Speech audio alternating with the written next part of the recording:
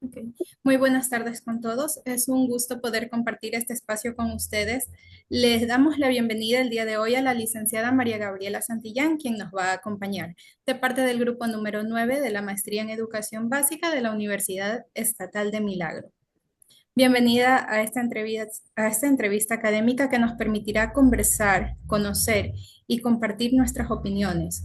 Hoy abordaremos dos temas fundamentales, que son la historia del sistema educativo ecuatoriano desde 1980 hasta la actualidad y los cambios tecnológicos y su incidencia en la educación básica.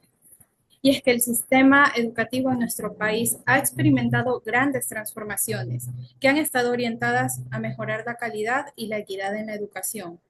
A lo largo de las décadas también y con los diferentes gobiernos de turno en el mando de nuestro país, se han implementado distintas reformas curriculares y nuevas políticas educativas.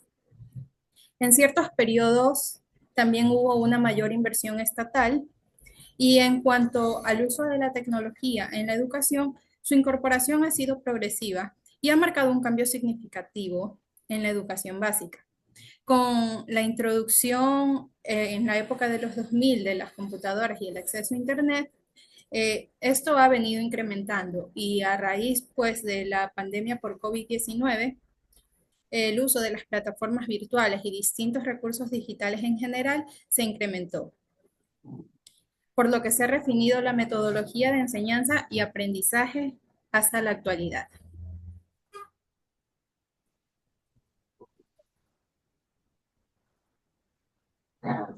Con eso también podemos observar cómo la educación ha evolucionado desde el año de 1980. Queremos conocer por parte de la licenciada María Gabriela Santillán cómo la educación ha podido evolucionar desde su perspectiva. No sé si desea decir unas palabritas. Queremos escucharla, sobre todo su experiencia y su vivencia. Su vivencia. A ver, bueno, lo que les podría aportar aquí es que durante los 80 aquí en Ecuador se vivía una crisis económica que afectó directamente al sistema educativo, porque hubo la reducción del gasto público en educación. Y bueno, esta reducción vino impulsada por políticas de ajuste de organismos internacionales, como ustedes conocen, pues no. Siempre nos viene del exterior todas las políticas y esas son las que se aplican aquí. La consecuencia de esto fue el deterioro de la infraestructura escolar. Había falta de materiales educativos, esto afectó gravemente la calidad de la enseñanza.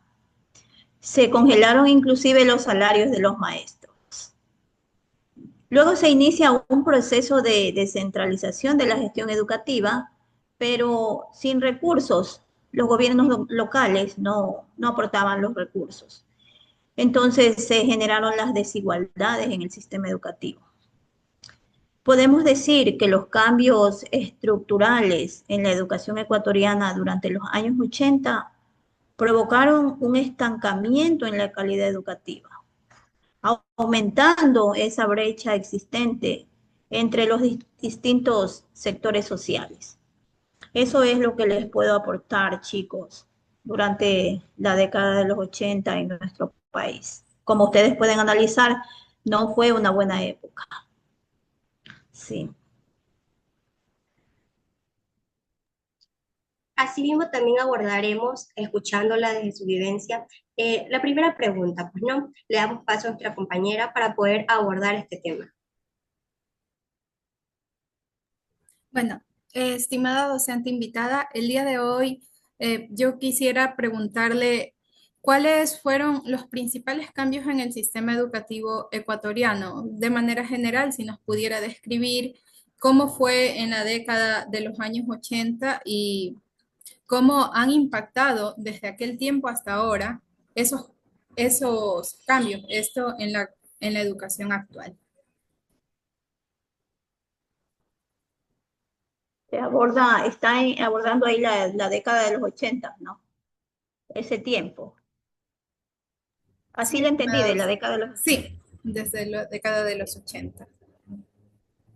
Bueno, como les dije anteriormente, no, en los 80 hubo un estancamiento de la educación, no hubo, no hubo aporte económico, el presupuesto educativo se redujo, y en general no progresó. Las instituciones educativas sufrieron deterioros, no hubo mejoras y así los educandos asistían a colegios, al menos en las zonas rurales los colegios eh, estaban en deterioro, no habían bancas, los pizarrones pues destruidos y aún así pues se siguió adelante, ¿no?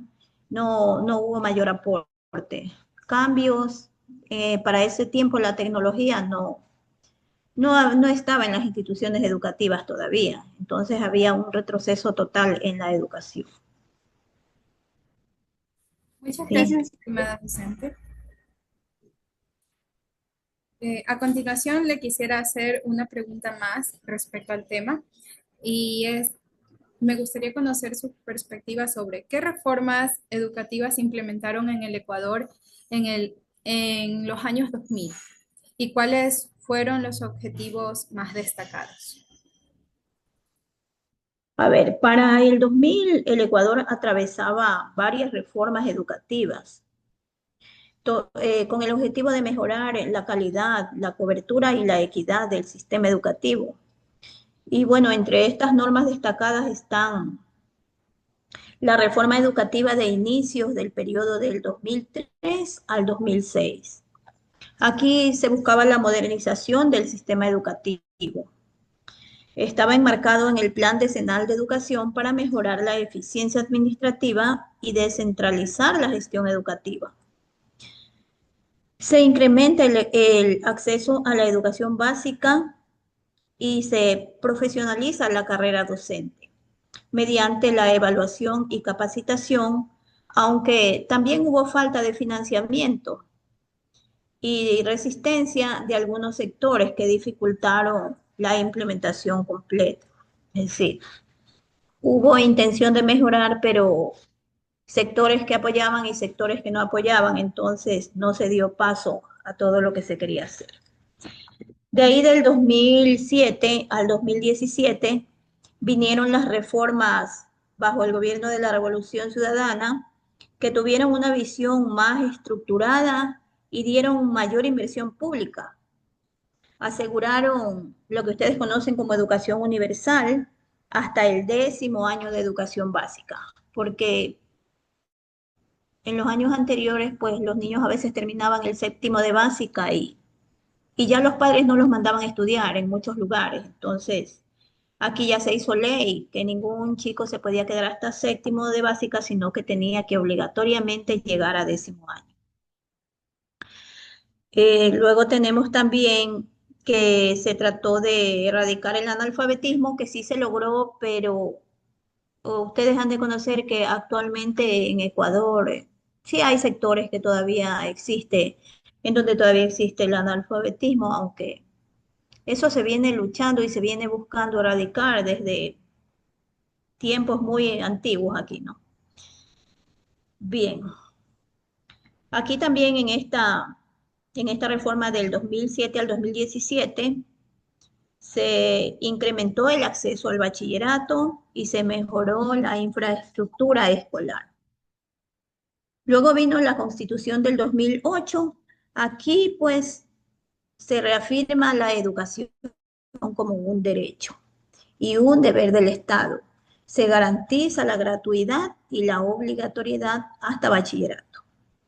Y finalmente tenemos la Ley Orgánica de Educación Intercultural, conocida como la LOEI.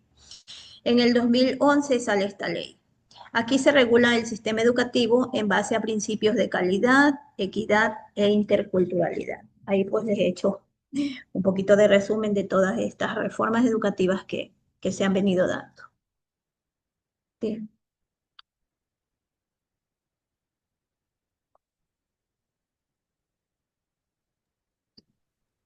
abordando Estimada también, licenciada, estimada perdóname, licenciada, le agradezco mucho su oportunidad y la verdad es que también yo tengo una pregunta. Desde su punto de vista, ¿usted cómo cree que ha influido la política educativa en Ecuador con el acceso a las personas que son con poblaciones vulnerables a lo largo de estos años? Sí, eso está bien porque se ha mejorado el acceso a las poblaciones vulnerables mediante la gratuidad especialmente, obligatoriedad de la educación básica y bachillerato, inversión en infraestructura y programas de inclusión. Eso pues se ha venido dando y eso es muy bueno. También de esta manera se reducen las llamadas brechas sociales y territoriales. Sí, es una buena política que se ha aplicado en el Ecuador para Entonces, mejorar el acceso a las poblaciones vulnerables. entonces ustedes desde su punto de vista dicen que ha sido muy favorecido esta población, o sea, se han hecho las políticas públicas necesarias para poderlos incluir a la educación.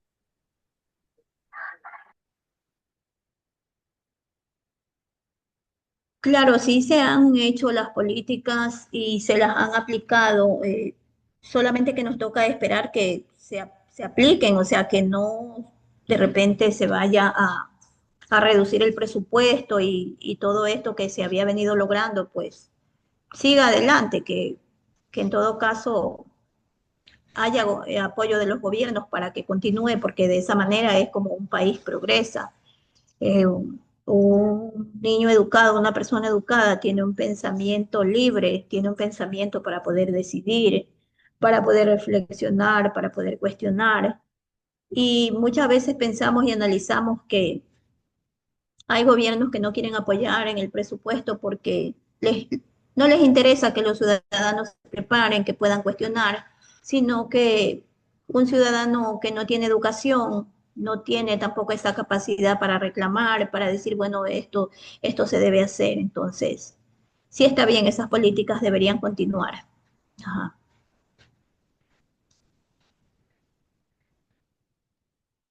Este, había un punto donde usted mencionó sobre las TIC, que son las tecnologías de información y comunicación.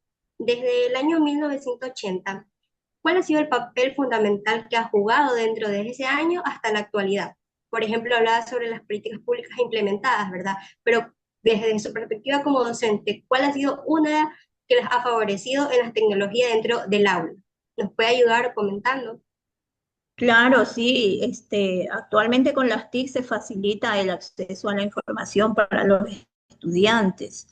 La enseñanza se moderniza y se amplía la cobertura educativa en nuestro país, especialmente desde los años 2000 y durante la pandemia que ustedes recuerdan por el COVID-19, se impulsa la educación virtual y de esta manera se mejora el aprendizaje, la calidad del aprendizaje, porque el estudiante tiene acceso a diferentes plataformas educativas y puede interactuar y puede aprender de muchas maneras que a veces en el aula no se puede aplicar porque no se tiene toda esa tecnología, pero sin embargo los docentes podemos utilizar links, enviarles y ellos desde su casa pueden aprender, se puede reforzar el conocimiento. Sí. Y dentro de eso, ¿cuáles ha sido ese desafío? Por ejemplo, hablaba también la compañera y usted también sobre la parte rural, ¿verdad? No sé si le ha tocado vivir esa parte donde ellos a veces no tienen la tecnología como tal, pero ¿cuál ha sido ese desafío grande que han tenido como docentes? ¿O lo ha experimentado por alguien? Bueno, sí hay desafíos como la infraestructura deficiente que hay a veces en las instituciones.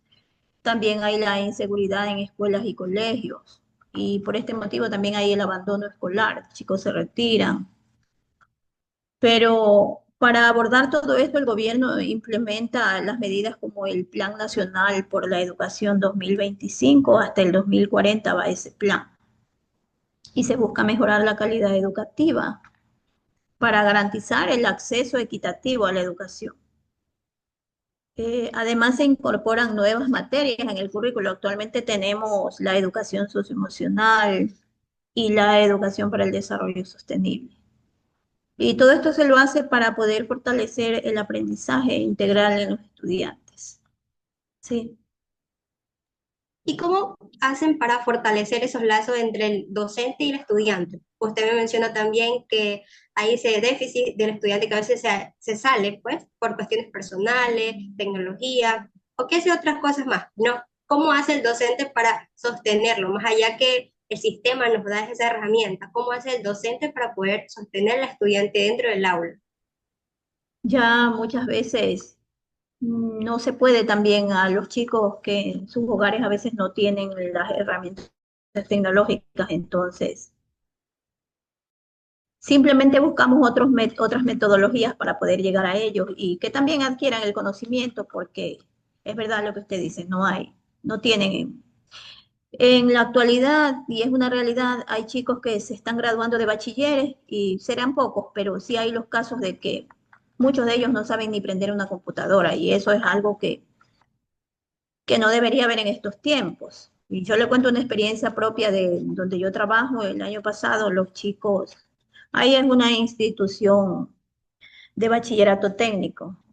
Entonces, esos chicos se van a hacer las pasantías a diferentes empresas y habían salido ellos con felicitaciones y todo eso, pero muy pocos de ellos sí les habían anotado en el reporte que no sabían prender la computadora. Entonces, en las instituciones se tienen las herramientas, pero, o sea, le faltan a los chicos la práctica en el hogar, porque usted imagínese, son unos 45 estudiantes de un salón de clase y en el colegio hay en el laboratorio 25 computadoras. Eso equivale a que estén 2 chicos por computadora. Y a veces practican, a veces no llegan a practicar todos, no sé, pero el asunto es que si en casa no hay la tecnología, si ellos no tienen cómo practicar, entonces se enfrentan estos problemas y de todas maneras los docentes tenemos que ver cómo hacer para poder ayudar a los estudiantes. Sí, buscar otras estrategias y hasta donde se puede también, pues, ¿no? Sí, eso es lo que le puedo contar.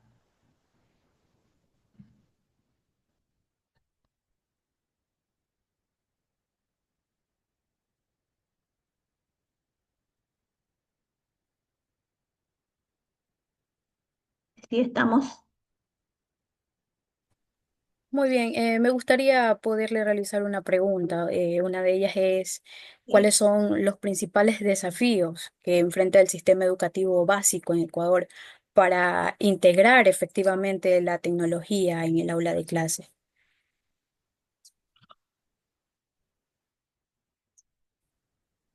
Bueno, los desafíos primero son la infraestructura deficiente.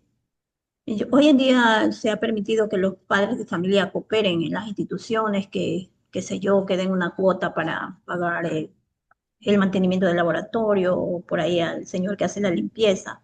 Entonces, con esos fondos también se puede poner algo de infraestructura en el plantel, pero no es suficiente, pues no, nunca eso es suficiente. Entonces, también hay la inseguridad en las escuelas, el abandono escolar. Pero, este, usted me decía de los desafíos. Así es, los desafíos que enfrenta el sistema educativo. Claro, uno de los que usted menciona es uno de los Ajá. principales desafíos, porque en muchas de las instituciones educativas no se cuenta con los medios suficientes, con los medios necesarios para realizar dichas prácticas, para llevar lo que es lo teórico a lo práctico en cuanto a la tecnología. Y existe estas fallas, estas faltas en la experiencia. Como usted mencionaba, hay estudiantes que no saben ni prender una computadora y eso es algo básico, ¿no? Otra de las preguntas sería que usted considera que todos los estudiantes en Ecuador tienen acceso a la tecnología para estudiar. Bueno, la experiencia me ha enseñado que no es así, que nosotros quisiéramos que todos tuvieran ese acceso, pero no. Especialmente hay en las zonas rurales donde esa brecha es mucho más existente porque no tienen ellos la tecnología, que no llega por ahí el internet y muchas veces solo trabaja el papá, la mamá no, y bueno, no, lo que ellos generan para su hogar no les alcanza y se sigue manteniendo esa brecha y ese retraso que no debería existir. Ese es un gran desafío que tiene el gobierno en implementar políticas, qué sé yo, para que llegue a todos los sectores la tecnología. y así nuestro país desarrolle y deje de ser llamado tercermundista, porque ustedes conocen que así nos llaman acá a Así los es. países latinos. Sí, Claro, exactamente. Eso es una de las razones también por las cuales los chicos dejan de estudiar, dejan de avanzar en cuanto a educación, porque no existen las posibilidades. A continuación, mi así compañero es. con la siguiente pregunta. Ahí yo quería topar algo también, que algo mencionan es sobre la equidad y la calidad, ¿verdad? En parte de la educación. Pero algo al principio usted mencionaba, Claro. licenciada, sobre el salario básico que gana un educador. Usted, en su perspectiva, ¿qué propone o se ha bajoneado en el hecho de decir, bueno, pues, si tenemos un salario mínimo, ¿cómo podemos educar también? Si parte también desde las políticas públicas para poder educar. No sé su pensamiento, ¿cuál sería? O sea, en cuanto al salario de un docente, me dice usted, ¿cómo lo analizo? Correcto. Desde también la perspectiva Sí. desde la historia, ¿no? Porque algo usted mencionaba desde el principio que desde el año 1980 no es lo mismo a comparación actualmente. Claro que hoy en día se implementa la tecnología, que son las TIC, pero aún así nos seguimos quedando. Sí, bueno, desde el tiempo de los 80 sí, la vida del docente ha sido bastante, ¿cómo le digo? Económicamente el docente no puede decir, bueno, con este sueldo yo tengo para vivir cómodamente. Eh, Siempre ha sido difícil la vida de un docente porque yo tengo parientes que trabajaban como docentes por esos años y ellos decían que para cobrar el sueldo a veces les tocaba ir a hacer escándalo en la gobernación para que les pudieran pagar. Y habían a veces que no les pagaban 2, 3, hasta 4 meses. Tenían que esperar que les paguen. Ahora, actualmente el sueldo del docente, tal vez si es una persona sola o si es un hogar de dos docentes y tienen, qué sé yo, formado una familia con uno o dos niños, se puede sobrevivir si se sabe administrar, pero también ese sueldo que le pagan a uno exige demasiado. Hay demasiada carga administrativa. Nosotros tenemos que planificar. Actualmente ya nos piden una planificación con lo que se llama el DUA, con las inserciones curriculares, grado 3 y también otra serie de documentación que tenemos que entregar. Y entonces no hay fin de semana para el docente porque uno pasa desde que se levanta planificando, luego el otro documento y así. Y llega el domingo 11:30 veces y uno no ha terminado todo ese trabajo. Bueno, así vamos día a día. Entonces, si lo vemos desde ese punto de vista, sí se debería mejorar el sueldo porque tenemos demasiada carga. Sin embargo, seguimos adelante, como dicen por ahí, porque es difícil también una plaza de empleo hoy en día. No hay empleo. Entonces, siempre analizamos con los compañeros, porque si bien es cierto, tenemos bastante carga, pero es un trabajo y muchas personas buscan un trabajo y no lo encuentran. Entonces, toca seguir adelante. Sí, eso es lo que le puedo decir. Cumpliendo con todo lo que nos mandan, porque hay bastante. Aquí sí hay docentes que ya trabajan en instituciones, sean particulares o fiscales. ¿Alguno de ustedes trabaja o todavía se están preparando? No, yo sí, licenciada. Le cuento que también, viendo todo lo que usted está diciendo, usted tiene toda la razón, porque incluso las paredes no había, yo estoy en el sistema particular y han cogido este año muchos chicos del sistema fiscal y todos están como emocionados por conocer la computadora y dicen, Miss, lo que pasa es que yo donde estaba no, nunca he manejado una computadora y solo quieren pasar en el laboratorio porque quieren adquirir ese conocimiento. Claro. Sí, sí, hay eso. Bueno, en las instituciones particulares tienen esa ventaja de que sí pueden equipar su laboratorio y los chicos desde la escuela ya van aprendiendo. Eso debería ser también en las fiscales. Vamos a esperar que se pueda, que se puedan implementar laboratorios grandes para que cada estudiante esté en una computadora, porque al estar dos también y la hora de clase que es a veces de 30 minutos, porque 10 minutos mientras los chicos caminan al laboratorio ya se les va el tiempo, mientras se sientan, se ubican y cuando menos. Eh, Buenas tardes, licenciada María Santillán. A continuación, yo le tengo dos preguntas. La primera es, ¿cómo ha influido la tecnología en la calidad del proceso de enseñanza-aprendizaje en la educación básica ecuatoriana? Bueno, podemos decir que la tecnología ha mejorado la calidad del proceso de enseñanza-aprendizaje en la educación básica de nuestro país, porque nos facilita clases más interactivas y personalizadas también. Ha incrementado la motivación estudiantil y permite un seguimiento más eficaz del progreso académico. Pero, o sea, ha mejorado, pero en los lugares que tienen acceso a esa tecnología, porque aún persisten los desafíos como la necesidad de mayor capacitación docente. Todavía hay un grupo de docentes que no se adaptan a los cambios, que no aprenden la tecnología. Y también debe reducirse la brecha digital que existe. Esta brecha digital, pues ustedes conocen muy bien que es que no todas las personas tienen acceso a esa tecnología. Una vez que se reduzca, se garantizaría la implementación equitativa y efectiva de la educación. Llama. Esta es la siguiente pregunta. ¿Cómo ayuda la tecnología a los estudiantes a aprender mejor? Uy, de muchas maneras. Es maravillosa la tecnología. Ofrece acceso a recursos interactivos, como le dije de la pregunta anterior, ¿no? Y facilita el aprendizaje al propio ritmo de cada estudiante, porque muchos de ellos les gusta aprender con una canción, otros con el juego, otros dibujando, otros escribiendo, dramatizando. Entonces, todo esto les facilita la tecnología.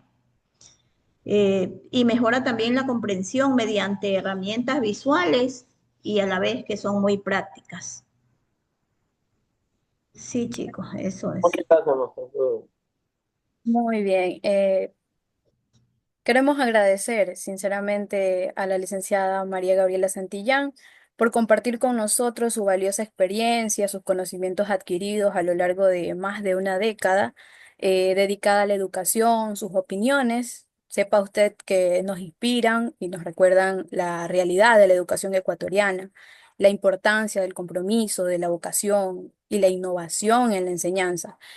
Ha sido un verdadero honor contar con su participación en esta entrevista y confiamos en que sus conocimientos serán de gran utilidad para todos los presentes. Gracias por su tiempo y por su constante entrega a la formación de futuras generaciones.